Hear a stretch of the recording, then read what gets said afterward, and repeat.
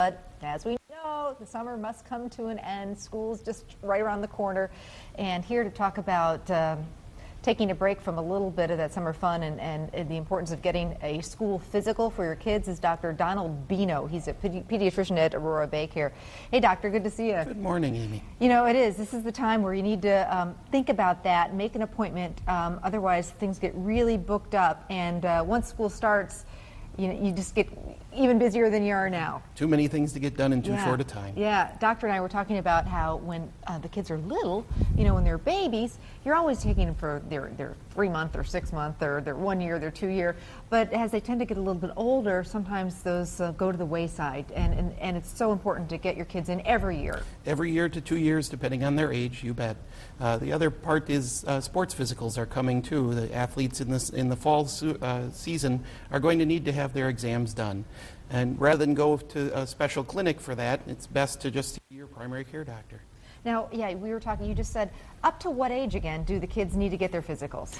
We see them all the way through 18 and through the completion of college for many cases. And it's just, you think they're healthy, but I just recently went through a physical with my daughter, Ireland, and they ask them so many questions, and it's like, oh yeah, I didn't ask for that, and you cover all the bases. Yeah, it's so much more than just sports readiness. It's talking about how well they're doing in school, how they're growing in general, how they are doing socially with their friends.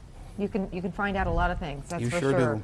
Now let's talk about for girls especially, but I know boys too. One of the things that you're looking for, or doctors are looking for, that you might not know about, is scoliosis. Yep, scoliosis is a curvature of the spine that we're looking for from 3 years and on, but most commonly found in 10 years and up.